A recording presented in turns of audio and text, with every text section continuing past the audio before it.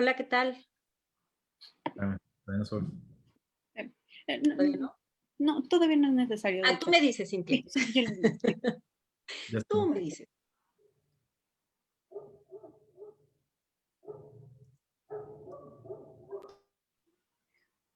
Tú me dices, Cintia. ¿Qué tal? Buenas tardes. Ya estamos empezando la transmisión del webinar del día de hoy con el tema de procuración y trasplante de órganos durante la pandemia. Muchísimas gracias a quienes ya se empiezan a conectar. Vamos a dar unos minutos para que se empiece a sumar más personas a esta transmisión. Miren, ya tenemos a personas que nos están escuchando, como Luis Ortiz Torres, Anel Betancourt, Virginia Becerril Morales, Araceli Zamora Zamora. Muchas gracias, bienvenidos a esta transmisión. En unos 2 minutitos vamos a iniciar. Hoy tenemos a la doctora Taide Monsiváis del Centro Estatal de San Luis Potosí, así que en unos minutitos ya empezaremos a escuchar su ponencia y el interesante tema que hoy estaremos transmitiendo. Muchísimas gracias por seguir la transmisión. Miren, nuevamente tenemos la audiencia internacional. Envían saludos desde Costa Rica, desde Oaxaca también nos están saludando el día de hoy. Hoy ya tenemos 46 conectados. Esperemos que se vayan conectando un poquito más. María Eugenia de las Nieves, bienvenida. Erika Jiménez, saludos. Eric Ávila también ya está conectado y nos está sintonizando. Muy bien, les agradeceríamos si nos ayudan a compartir la transmisión en vivo con la finalidad de que pueda llegar a todos los interesados, bueno, y las interesadas en la materia, en tema de donación, procuración, trasplante.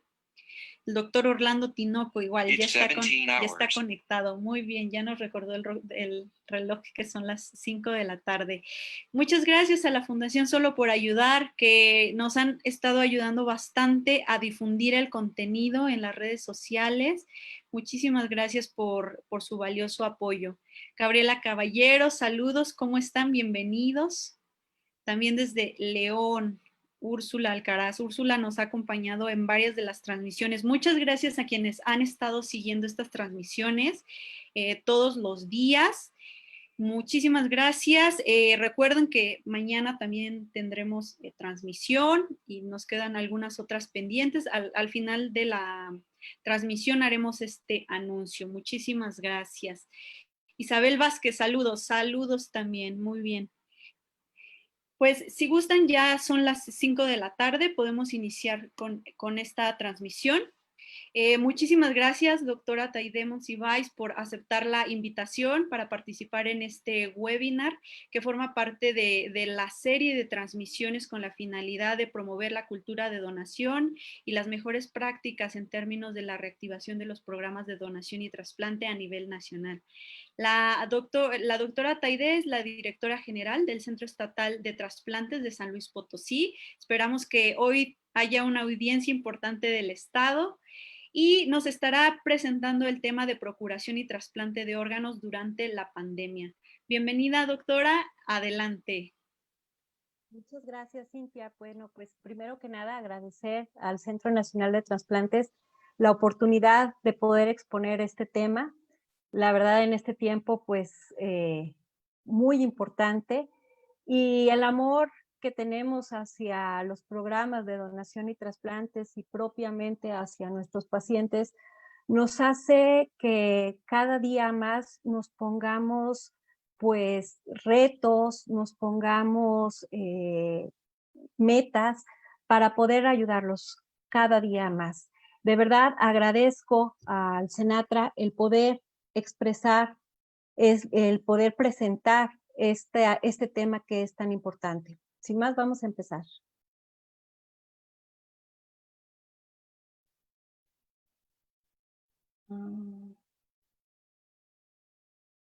Ya se nos trabó aquí. A ver, Cintia, ayúdame a porque no me pasa la diapositiva. Si le da clic en la pantalla. A ver, déjame ver. Pues ahí está ya. Bueno, a través de la historia hemos tenido múltiples retos dentro de los trasplantes. El acceso a los medicamentos inmunomoduladores, el tener técnicas quirúrgicas avanzadas, el acceso a los antibióticos, lo que es tener a nuestros pacientes en terapia intensiva con aparatos, el limitar lo que es la transmisión de enfermedades a través de protocolos que realizamos para que verdaderamente nuestros receptores tengan un beneficio a la hora de ser trasplantados. Sin embargo, lo que estamos actualmente viviendo, pues es que no tenemos un tratamiento específico para el COVID-19, lo cual nos ha limitado. Y durante los primeros meses de la pandemia, de la enfermedad, pues la actividad de donación y trasplantes de órganos en todo el mundo, no solo en México, ha sido claramente afectada. Ha tenido un fuerte impacto dentro de nuestro programa. La pandemia, el SARS-CoV-2, es una nueva realidad. Y bueno, pues este virus llegó para quedarse. En marzo del 2020 se declara como una emergencia de salud pública internacional. Y debido a esta situación, pues en México se tuvo que hacer una reconversión de hospitales a hospitales COVID para poder atender todas las personas que necesitaban por esta patología. Pero esto nos limitó porque la mayoría de estos hospitales pues son los hospitales que cuentan con licencia para donación y trasplantes. Entonces, verdaderamente fue una situación complicada y es cuando el Senatra, el 17 de marzo del 2020, nos recomienda hacer una suspensión de los programas. ¿Y por qué? Bueno, esto por el riesgo inminente que había para los donantes, para los receptores, que son pacientes que vamos a inmunosuprimir y que verdaderamente pues podrían estar en riesgo, y para el personal de salud. Sabemos que varios de nuestros compañeros, de nuestros colegas, han enfermado fuertemente, incluso han caído en la batalla, y que pues no teníamos el suficiente personal para poder atender no solo el COVID, sino aparte agregar lo que era los programas de donación y trasplantes. La verdad es que era una situación caótica. Si agregamos a esto la carga asistencial que generaba el manejo de un potencial donante dentro de las unidades de cuidados intensivos, el riesgo, como les comentaba, de inmunosuprimir a nuestros pacientes en medio de la pandemia y la escasez de camas de UCI, pues verdaderamente nos estaba complicando continuar con los programas. Así que esta recomendación se dio y se continuaban solo con urgencias y asignaciones prioritarias. El trasplante durante la contingencia no es una elección, o sea, este virus, como les decía, llegó para quedarse y no es algo que sea electivo. El trasplante es necesario, es prioritario. Nuestros pacientes en espera están vulnerables. Nuestros pacientes que se encuentran en una terapia sustitutiva, en hemodiálisis, al estar acudiendo también se encuentran en una situación de vulnerabilidad y de posibilidad de contagio. Por lo que tuvimos que replantear la situación y en junio vimos la posibilidad de cómo reiniciar estos programas de donación y trasplantes. Forzosamente tenía que ser de una manera ordenada, prudente, responsable y muy coordinada con el Senatra y muy coordinada con los centros estatales de trasplantes de diversos estados y todas las instituciones. Esto con la situación de que estos órganos realmente puedan ser utilizados, aprovechados y que nuestros pacientes sean beneficiados a la hora de ser trasplantados. Las estrategias para limitar el riesgo que hemos tenido que hacer, pues son varias. Hemos tenido que evaluar los riesgos a los que nos vamos a enfrentar. Dentro de esto, los hospitales, todos los hospitales, tuvimos que hacer dentro de los estados una evaluación, una valoración. ¿Cómo estaban estos hospitales? En el sentido de cuántas camas disponían, cuántos pacientes con COVID estaban internados, cuál era la situación, si contaban con circuitos libres de COVID, si su personal estaba capacitado para esto de la pandemia, con el equipo de protección personal necesaria, si había una disponibilidad de pruebas de laboratorio y también si había disponibilidad para hacer tomografías. Dentro, más adelante se los platicaré más detenidamente, pero dentro de los protocolos de donante vivo y donante cadavérico y de propio receptor, tuvimos que ampliar los estudios. Esto con la finalidad de disminuir los riesgos y que nuestros pacientes pudiesen ser trasplantados tratando de que pues, no contrajeran la enfermedad de COVID. ¿Cuáles son los desafíos con los que nos estamos enfrentando? Bueno, la donación de vivo relacionado, pues es valorar lo que es al donante de una manera, como les decía, con un protocolo extenso que incluye la realización de pruebas PCR para detección de COVID una semana antes, una semana previa a la donación y 24 horas antes del acto quirúrgico. La donación cadavérica, pues igual los donantes, los posibles donantes, se tendrán que hacer una prueba de PCR con un lavado bronquial para poder realizar el estudio, y esto nos está haciendo los tiempos que sean muy alargados. Y pues a veces la familia se está desesperando para poder decir que sí. El contexto de los hospitales en donde no están dejando pasar a todos los familiares, en donde muchas veces el dar las explicaciones o en las noticias de cómo se encuentran los familiares ha sido complicado, y esto también ha llevado a que no ha sido fácil cuando se hace la entrevista familiar para hacer la solicitud de la donación, que los familiares acepten. Sabemos que hay muchas dudas y mitos que se han estado dando en relación alrededor del COVID, y entonces todo esto también nos está afectando en cuestión de la donación cadavérica. Algo que también hemos visto es que por la limitación de que se extienda la infección, pues también equipos procuradores foráneos los hemos tenido que limitar, y esto ha llevado a que la distribución y la asignación de órganos y tejidos también sea pues complicada. Se da preferencia a los equipos procuradores propios del Estado, pero sin embargo sabemos que en lista de espera hay más de 22,000 pacientes esperando un órgano o un tejido, por lo que estamos haciendo de verdad trabajos extremos para poder ayudar a estos pacientes a nivel nacional, porque finalmente los órganos son para los mexicanos que están en lista de espera y que llevan a lo mejor 2 o 3 años en lista de espera, y que no podemos dejarnos con las manos cruzadas sin hacer nada. Entonces, hemos establecido protocolos también para el personal de salud que esté dirigiéndose dentro de los hospitales. Aquí en San Luis Potosí, por ejemplo, lo que estamos haciendo es hacemos pruebas serológicas para nuestro personal de salud, de tal manera que al hospital que se dirijan,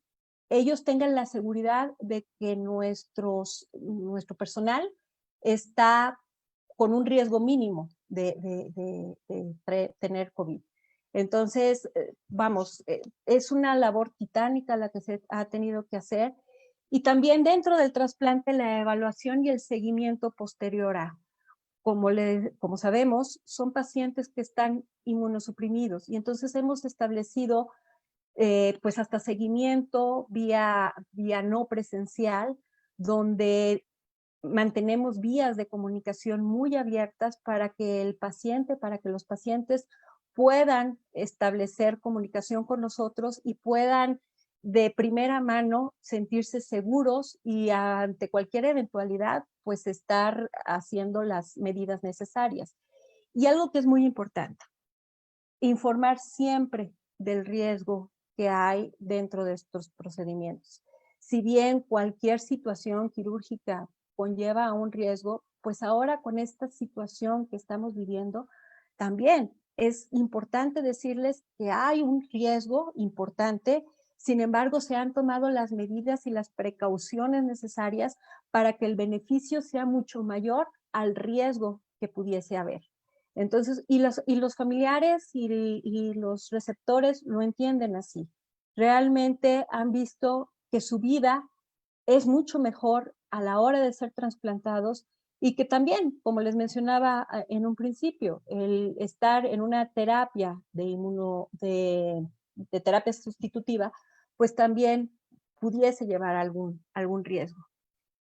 Es necesario continuar, de eso no cabe la menor duda. Y tenemos oportunidades. Tenemos la oportunidad de que hay una experiencia internacional ya. España, por ejemplo, que se ha caracterizado a través de los años como líder en los programas de donación y trasplante, pues también ellos tuvieron un gran descenso en lo que fue la actividad. Sin embargo, poco a poco se ha ido recuperando y su experiencia sin duda nos puede ser de beneficio. Capacitar a nuestro personal de salud en general, para que sea pues de menos riesgos y tener en cuenta cuál es la situación local que estamos viviendo. Cómo podemos incidir dentro de nuestro estado, dentro de nuestros hospitales, y así también tener medidas de sanitización y aislamiento, aclararle a nuestros pacientes, a nuestros receptores, que no es que se van a trasplantar y ya van a poder salir a la calle. Y su familia, la familia que esté cercana a él, pues también van a tener que tomar medidas muy estrictas para que disminuya cualquier situación de posible contagio. Entonces, esto es bien importante de que tomemos en cuenta. No solo es el vamos a trasplantar y ya, sino qué pasa después de que sucede el proceso. ¿Cuáles son las situaciones que vamos a tener que tomar en cuenta y que definitivamente va a ser muy diferente o es muy diferente a como estábamos acostumbrados previamente? Y bueno, los costos de la seguridad del proceso.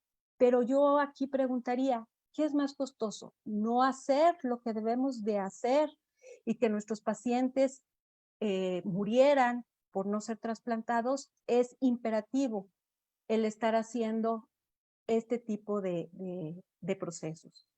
Y bueno, pues ya con este reinicio de trasplantes, de la actividad de trasplantes, ya poco a poco se ha ido activando. San Luis Potosí fue el primer estado a nivel nacional en donde se realizó un trasplante renal de donación viva con buenos resultados para los pacientes, y así se han estado activando varios estados de la República en este sentido.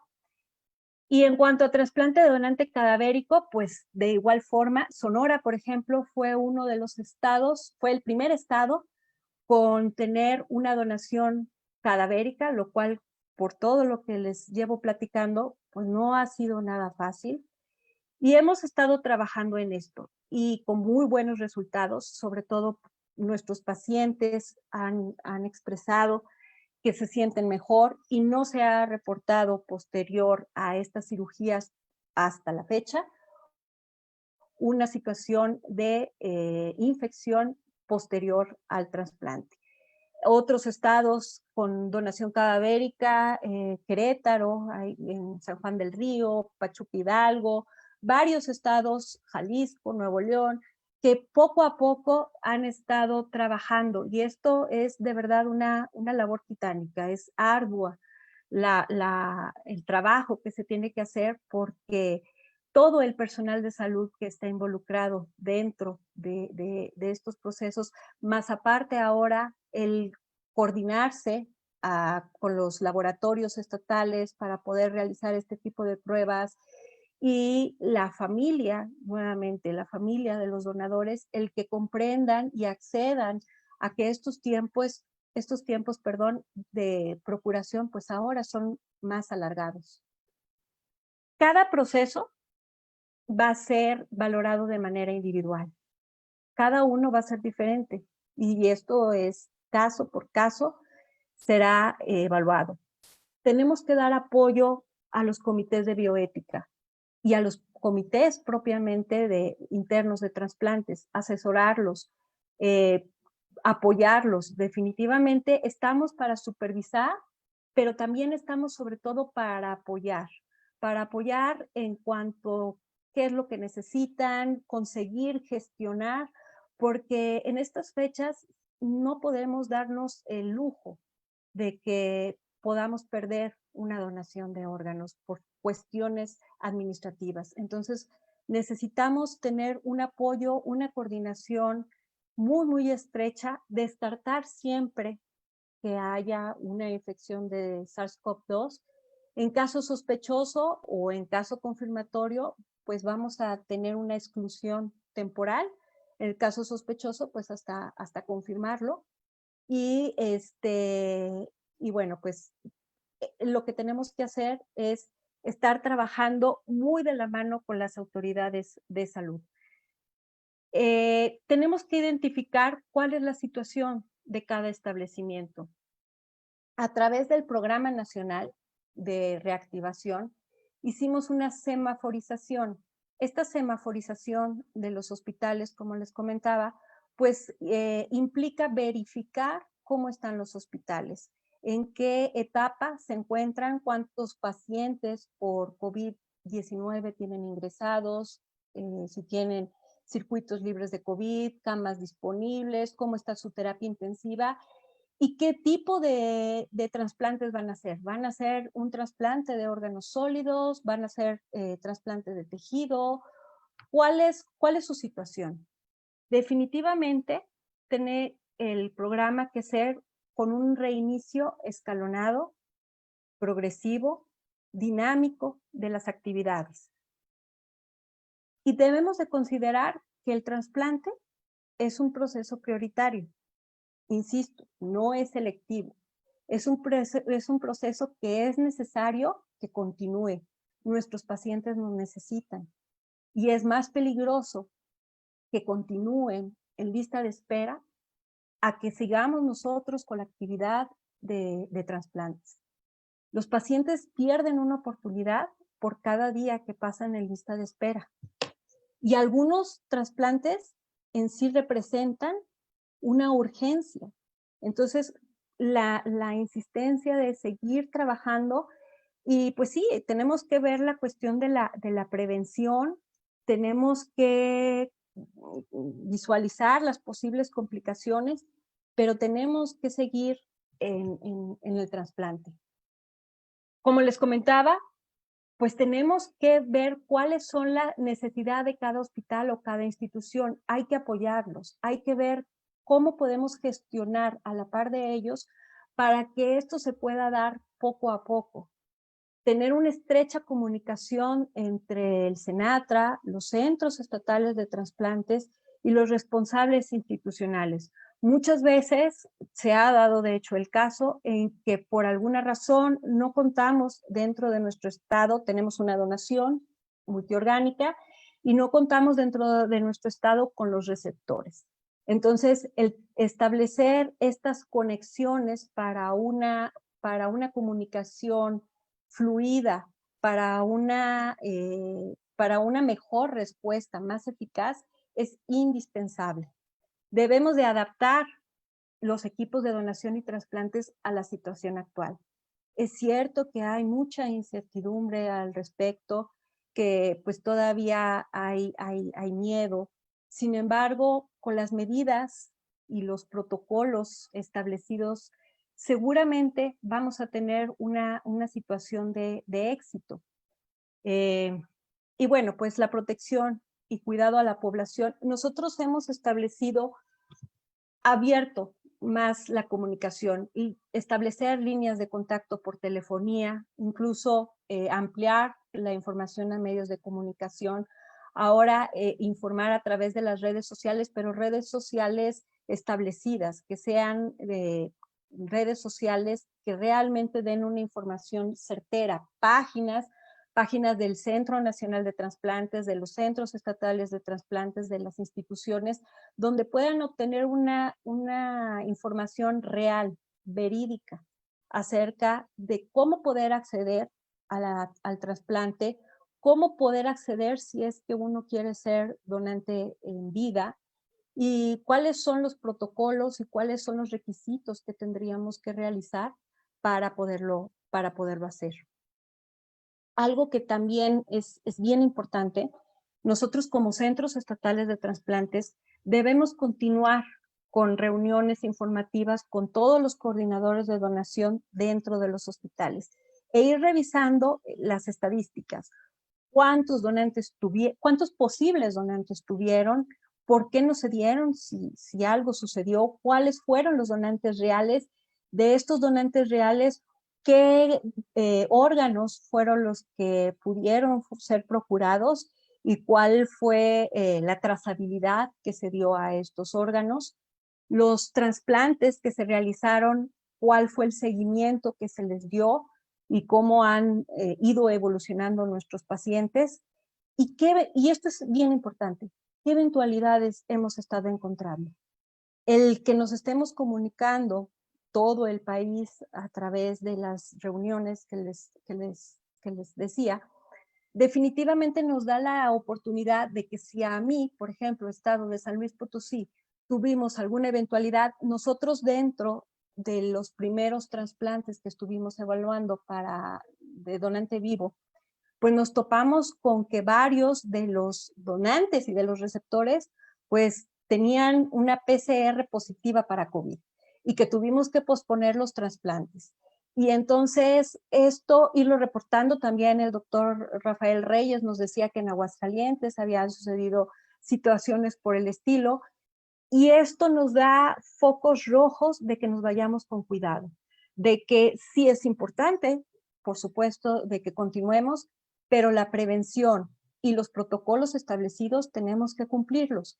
Y nosotros como personal de salud tenemos que no desesperarnos. México es un país muy grande donde cada estado está llevando de forma y de grado diferente la situación de la pandemia. Entonces, habrá estados en donde ya el número de contagios, la disponibilidad hospitalaria y de camas, pues ya es mayor y que se puedan estar activando muchos más hospitales.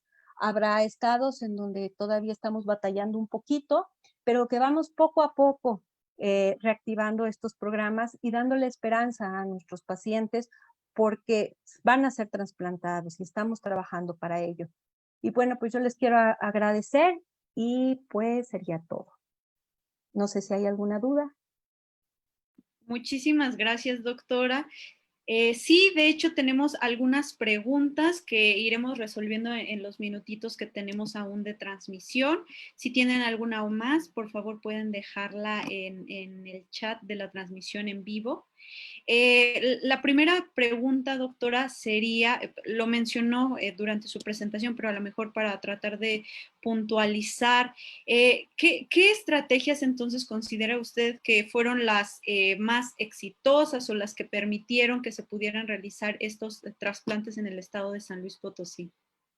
Bueno, en general y en el estado de San Luis Potosí, mis compañeros, lo primero es verificar que los hospitales estaban en condiciones, el número de camas con las que contaba, la limitación de circuitos COVID, que el personal estuviese capacitado con los equipos de protección personal, y pues básicamente era eso. Y obviamente también tenemos que tomar en cuenta el semáforo de nuestro estado, ¿no?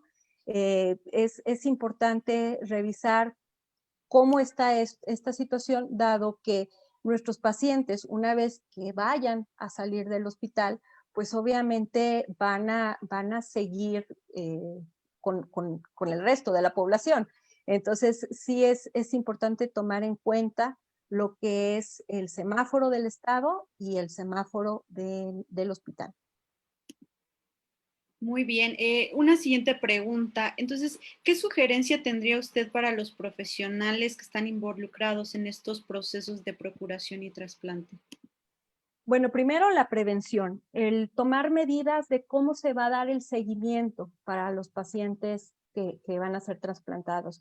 Es importante establecer estas vías de comunicación que les mencionaba para que pues, los pacientes se sientan seguros y también no vaya a suceder algo que por falta de comunicación se pudiese evitar.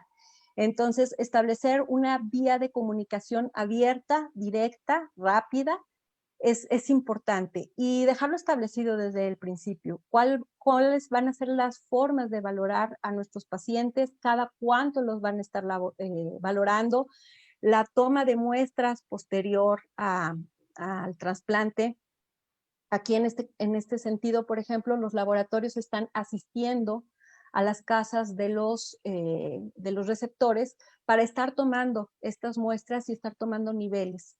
Entonces, es bien importante establecer todos estos protocolos previo a que se realicen estos procedimientos, porque, insisto, siempre hay situaciones inesperadas que sí nos ponen a correr, pero si ya lo tenemos previsto, si ya tenemos contemplado qué es lo que vamos a hacer, plan A, plan B, va a ser mucho más sencillo. Sí, muy bien. De hecho, por acá en los comentarios hablaban como de esta dificultad para adecuar los tiempos de los resultados de las pruebas, pero bien dicen acá, trabajando en equipo lo han hecho posible.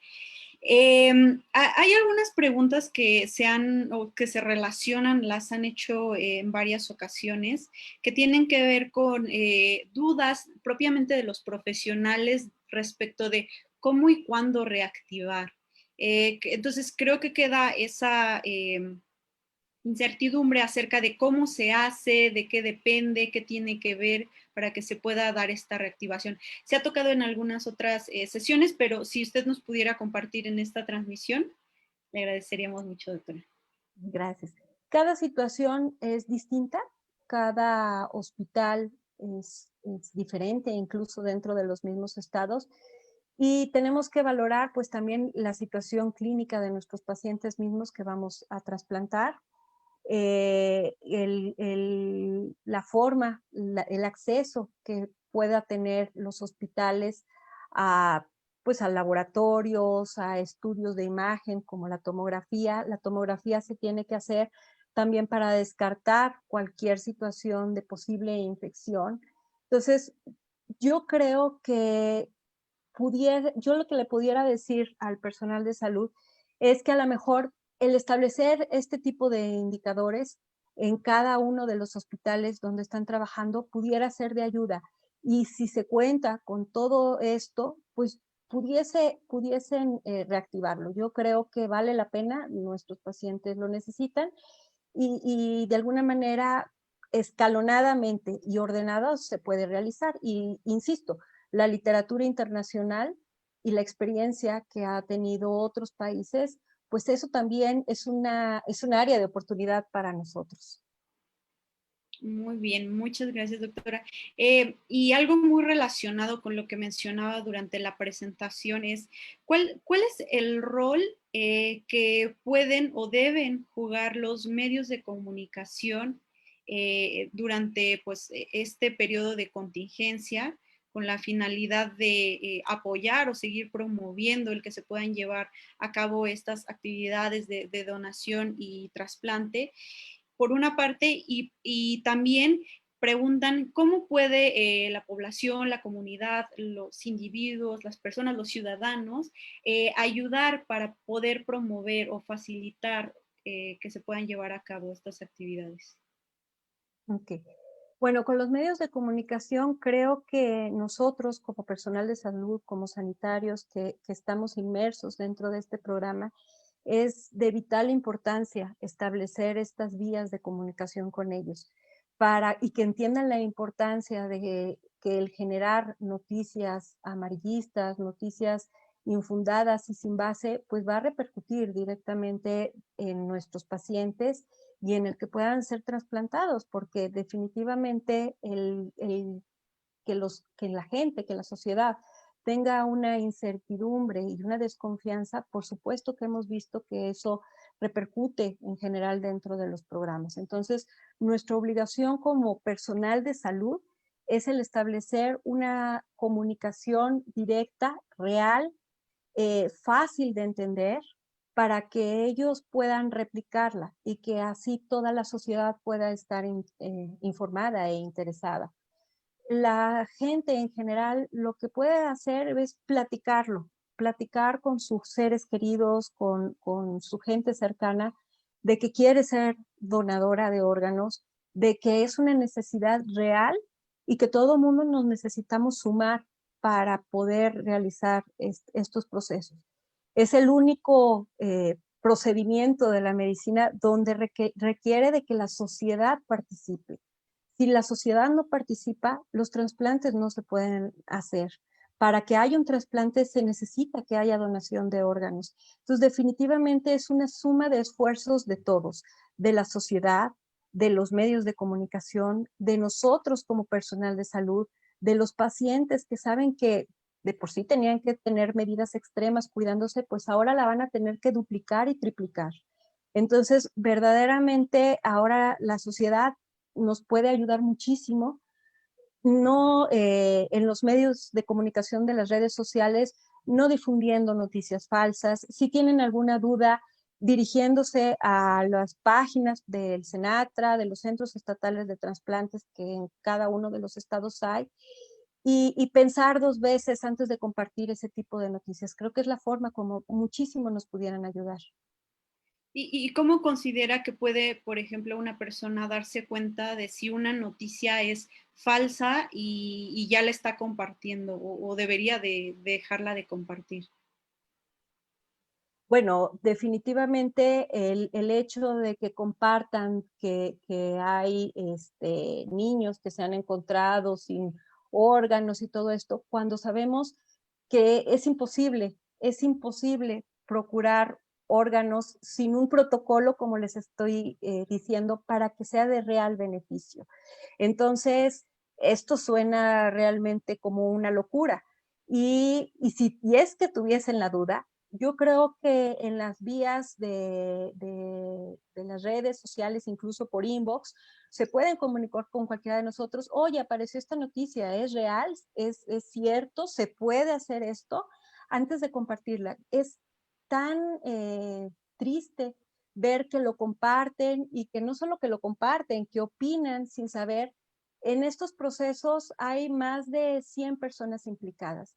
Y para que un proceso de donación beneficie realmente a un paciente, se tienen que hacer, como traté de expresarlo, múltiples pruebas, múltiples estudios, múltiples gestiones para que realmente pueda ser de beneficio. Y la atención hospitalaria que se dé debe de ser de tal calidad que pueda ayudar a esos órganos a que sigan funcionando.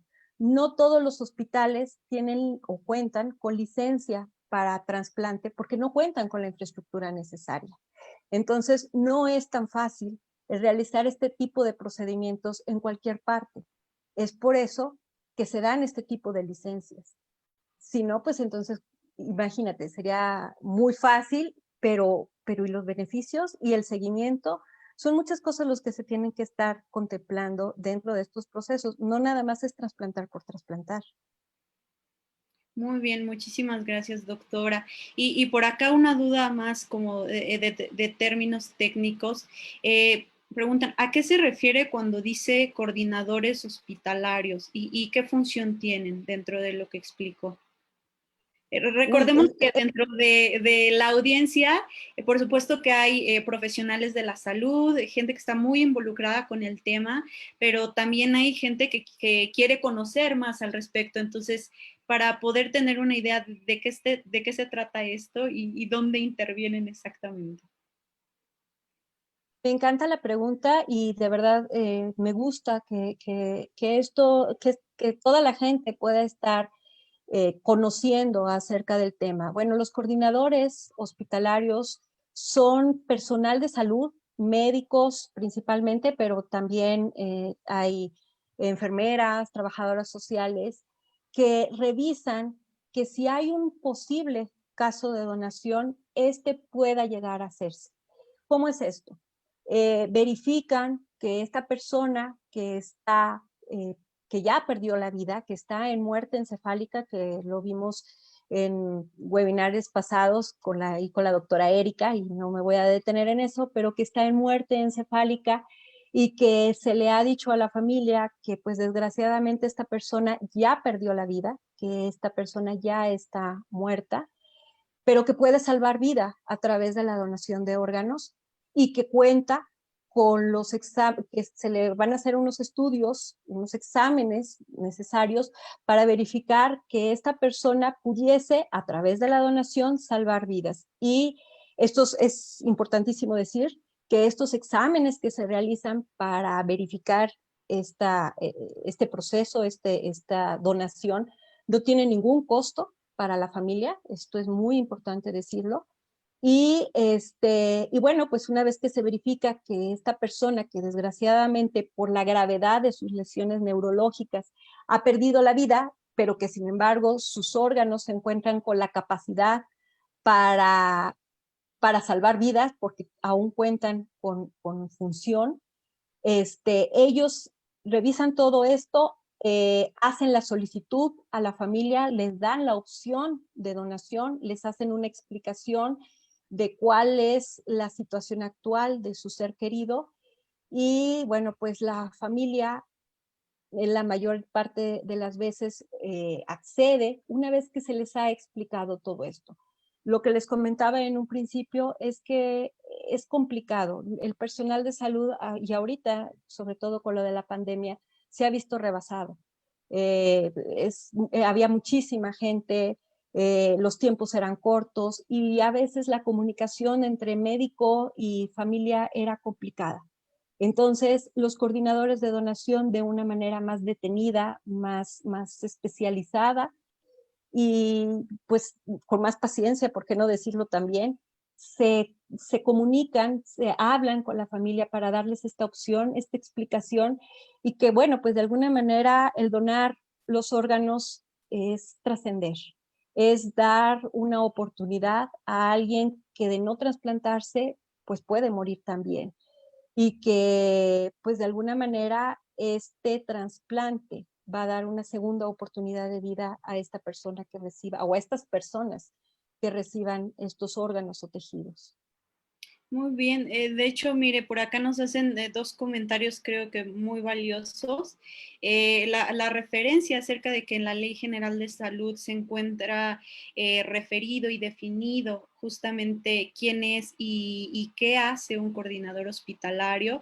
Bien lo decíamos hace un momento, ¿no? ¿Dónde buscar fuentes oficiales para saber si lo que se está compartiendo es cierto o falso? Bueno, pues hay una legislación que contempla parte o esta información tan valiosa y que puede ser consultada. Hoy en día está a disposición de quien tiene posibilidad de acceder a internet y hacer esta consulta. Y también nos dicen por acá, el coordinador hospitalario es el personaje más importante dentro del proceso. Por supuesto, pues bien se dice, ¿no? Los recursos humanos son el personal el recurso más valioso con el que cuentan los sistemas de salud. Por supuesto que sí, claro está que el donante es el héroe de la historia, pero los coordinadores juegan un papel trascendental. Muchísimas gracias por esta retroalimentación que nos brindan a través de los comentarios. Finalmente, doctora, si nos pudiera compartir sobre la situación en San Luis Potosí en términos de la lista de espera. Nos ponían por ahí algunos contactos a través de los cuales se pueden acercar o incluso visitar sus instalaciones en caso de que haya alguna duda, que necesiten dar seguimiento a algún tema. Si nos quisiera comentar al respecto.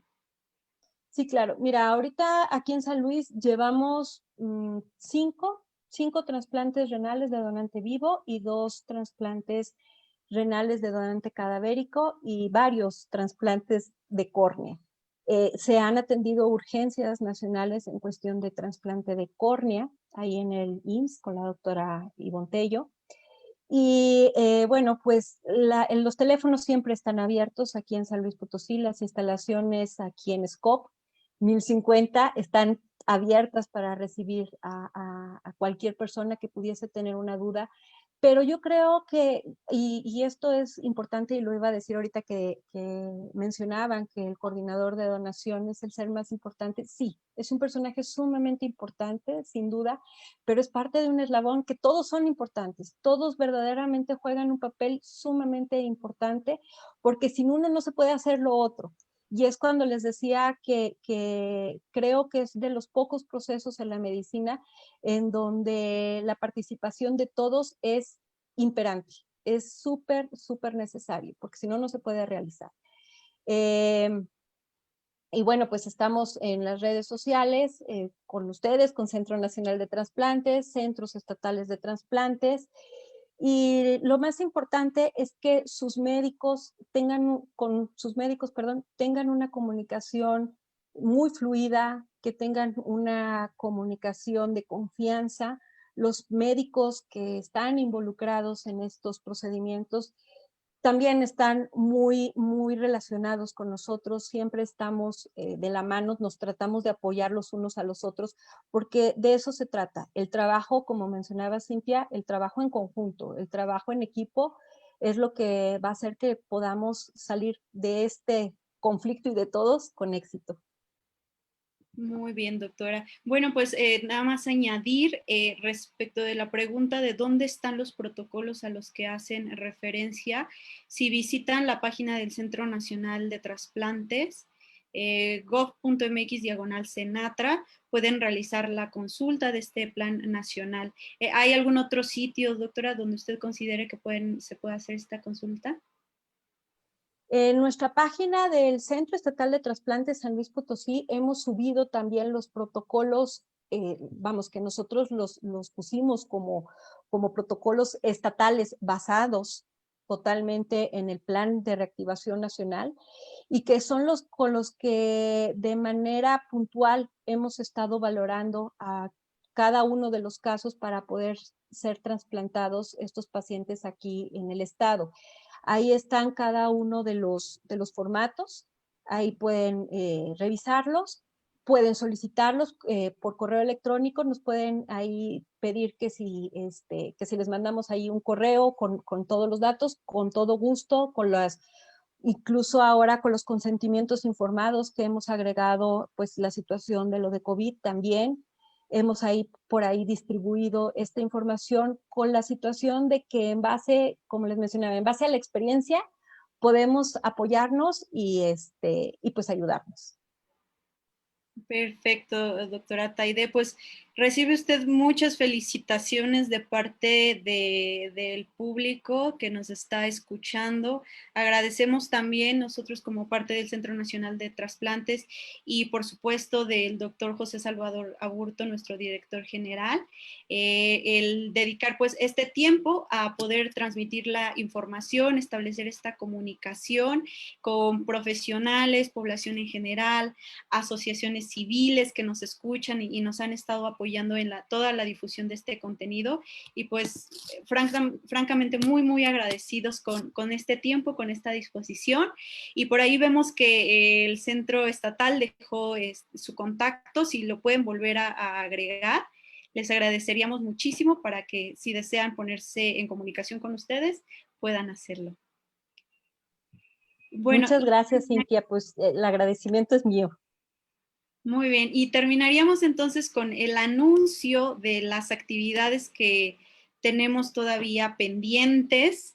Les recordamos para quienes nos escuchan por primera vez que tenemos disponible un marco, este marco verde en Facebook, con la finalidad de que si ustedes se registran como donadores voluntarios, por supuesto, comparten esta decisión con sus familiares y se toman una fotografía tipo selfie, pueden usarla, subirla a las redes y ayudarnos a promover durante esta semana y bueno, de forma permanente, por supuesto, la cultura de la donación voluntaria de órganos.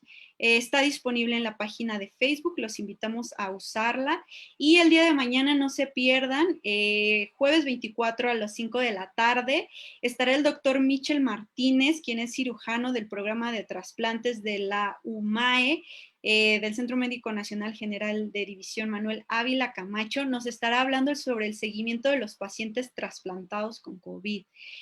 Por favor, para que mañana en punto de las 5 nos veamos por acá, si nos ayudan a transmitir y a compartir esta información, también se los agradeceremos muchísimo. Estamos prácticamente a más del 50% del avance de los webinars. Tenemos el 29, la intervención del doctor Homero Zapata, quien es director del Centro de Trasplantes del Estado de Nuevo León. Y finalmente el 30, que concluiríamos con el panel de experiencias internacionales en donación y trasplante. Por ahí nos dijeron que querían escuchar acerca de lo internacional, pues va a haber contenido internacional para que el 30 de septiembre a las 12 no se pierdan ese webinar.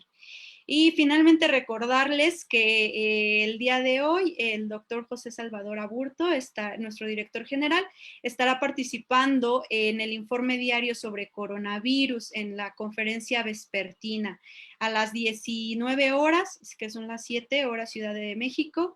Pueden encender sus televisores o conectarse a través de las redes sociales y seguir con esta transmisión. Después de la presentación del panorama epidemiológico de la situación de COVID-19 en el país, se estará presentando también el tema relacionado con donación y trasplantes. Y parte alusiva a esta intervención, pues es la promoción de la conmemoración el viernes 25 de septiembre a las 10 de la mañana del Día Nacional de la Donación y Trasplante de Órganos y Tejidos, que habíamos dicho se celebra de manera anual por decreto presidencial. Y bueno, los seguimos invitando para que agenden bien, viernes 25 a las 10 de la mañana, se estará transmitiendo a través de Facebook Live. Muchísimas gracias. Con esto concluiríamos el webinar de hoy. Los esperamos mañana. Y nuevamente, doctora Taide, muchísimas gracias. Un saludo y un abrazo a todos los potosinos y, por supuesto, al personal del Centro Estatal. Gracias. Hasta luego. Muchas gracias.